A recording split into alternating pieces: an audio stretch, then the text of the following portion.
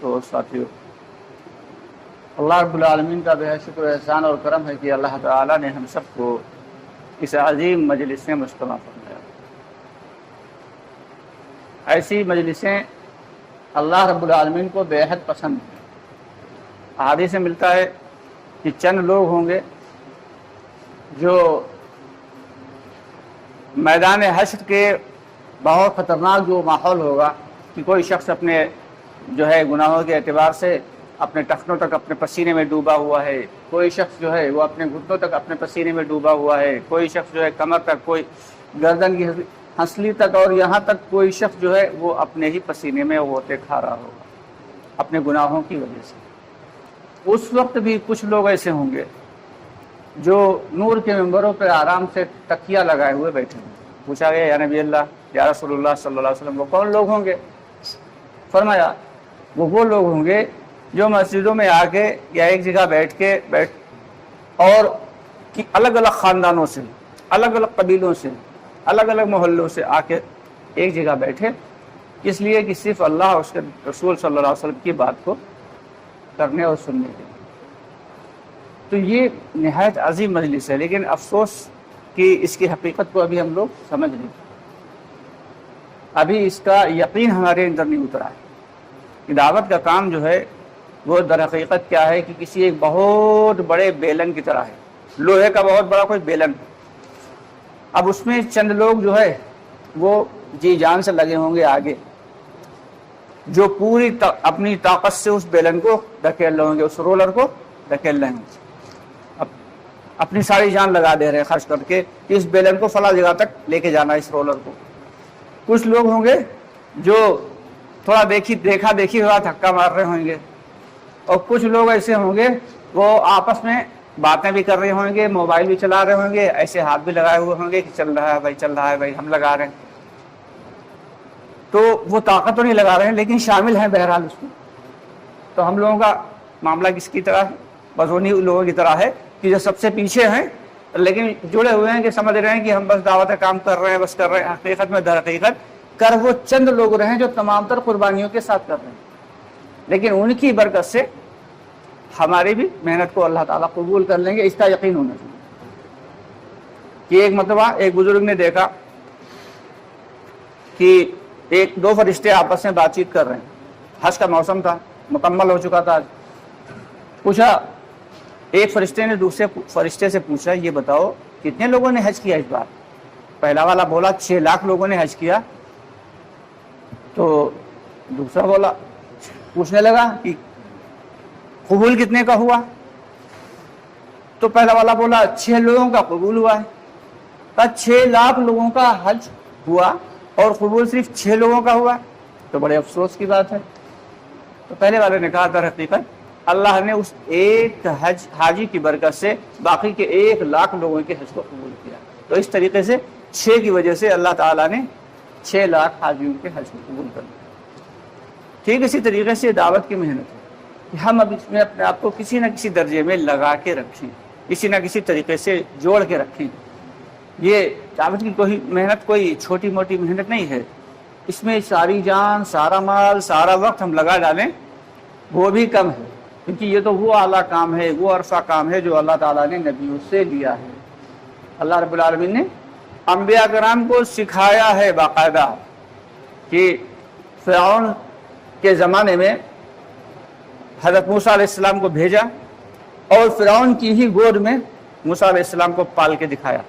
اور پھر موسیٰ علیہ السلام جب نبی بن گئے، نبوت عطا فرمائی، تو پھر کہا کہ جاؤ اور فرعون کو جا کے دعوت دو۔ اب موسیٰ علیہ السلام گھبرائے کہ اتنا ظالم، اتنا مکار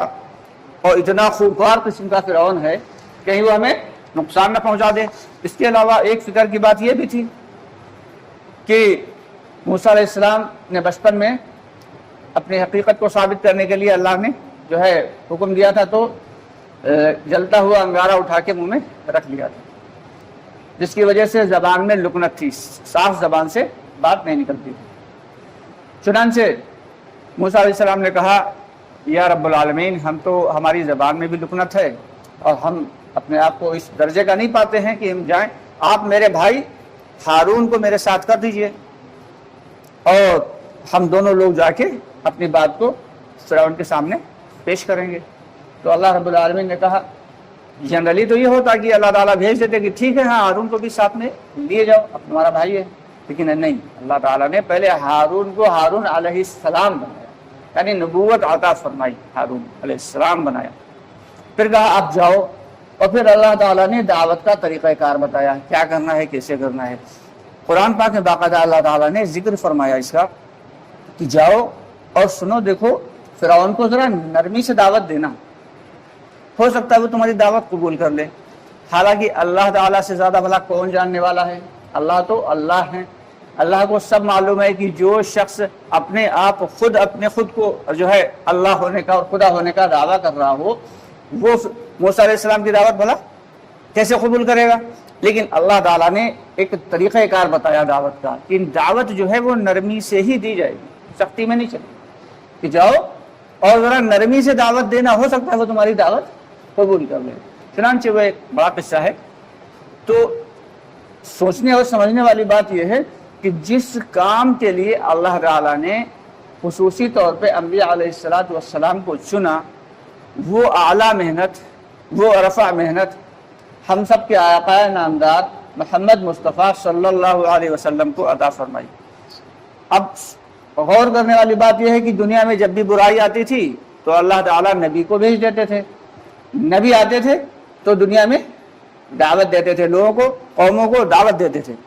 اب دعوت دینے کی وجہ سے لوگ بھلائی کی طرف مائل ہو جاتے تھے اور برائیوں کو چھوڑ دیتے تھے،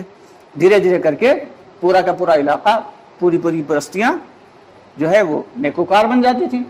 اور اس کے بعد پھر نبی چلے گئے، جب نبی چلے جاتے تھے تو دعوت چلی جاتی تھی، جب دعوت جاتی تھی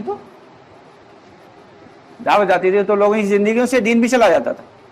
کیونکہ اللہ نے ایمان دیا ہے، اللہ رب العالمین نے ایمان دیا ہے تو ساتھ میں ایمان کی دعوت بھی دی ہے، دین دیا ہے تو ساتھ میں دین کی دعوت بھی دی ہے۔ ٹھیک اسی طریقے سے جب بھی کوئی برائی زیادہ عام ہو گئی دنیا میں تو اللہ تعالیٰ نے نبیوں کو اتارا، جس علاقے میں چاہا، یہاں تک کہ کچھ روایتوں میں آتا ہے 1.25 لاکھ، کچھ روایتوں میں ملتا ہے تقریباً 2 لاکھ انبیاء علیہ السلام اللہ تعالیٰ نے دنیا میں بھیجے۔ اب حضرت محمد مصطفیٰ صلی اللہ علیہ وسلم کے بعد نبوت کا دروازہ تو ہوا بند، تو برائی تو ظاہر سی بات ہے پھر سے عام ہوگی، تو اس کا مطلب کیا ایسے ہی چھوڑ دیا جائے گا پوری کی پوری قوم کو، پوری کی پوری دنیا کو؟ نہیں، اس کے لیے اللہ تعالیٰ نے امت محمدیہ کو قبول فرمایا۔ اللہ تعالیٰ نے امت محمدیہ کو یہ کام دیا کہ پچھلی جتنی بھی امتیں تھیں سب کی ذمہ داری یہ ہوا کرتی تھی کہ اپنے نبی کی بات کو مان لو، کامیاب ہو جاؤ گے۔ لیکن اس امت کی خصوصیت یہ ہے، کنتم خیر امت اخرجت للناس، کہ تم بہترین امت ہو، تمہیں دوسروں کو فائدہ پہنچانے کے لیے نکالا گیا، یعنی صرف تمہارا کام یہ نہیں ہے کہ جو ہے تم خود ہی اعمال کر کے اور جنت میں چلے جاؤ، بلکہ تمہاری خصوصیت یہ ہے کہ تم خود بھی اعمال کرو اور اعمال کی